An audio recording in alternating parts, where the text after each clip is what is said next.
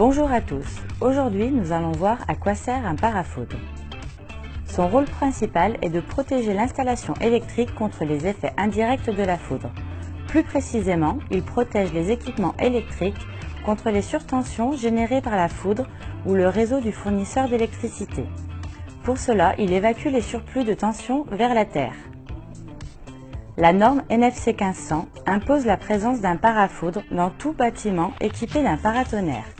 Cette obligation est également valable pour ce qu'on appelle les zones AQ2, indiquées en rouge sur la carte. Elles correspondent aux départements où le tonnerre est entendu plus de 25 fois par an.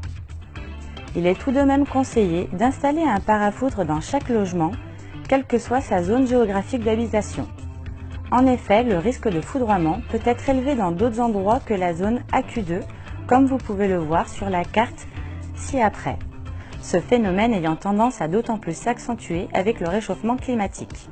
Pour schématiser, un parafoudre vous coûte environ entre 80 et 110 €, parafoudre et disjoncteur de protection, selon les modèles et les marques. Si un coup de foudre produit une forte surtension sur votre réseau électrique domestique, c'est tout votre équipement électrique qui est à changer, ordinateur, télé, frigo, etc. Le parafoudre s'installe dans le tableau électrique en tête de l'installation. Pour cela, il doit être placé au plus près des arrivées de courant et de terre. Certains parafoudres sont autoprotégés. Si ce n'est pas le cas, il est nécessaire de le relier à un disjoncteur de calibre 20 A courbe C dédié à sa protection. Au niveau du raccordement électrique, des conducteurs phase et neutre doivent assurer la connexion entre le disjoncteur d'abonné et le disjoncteur courbe C, qui est lui-même raccordé au parafoudre.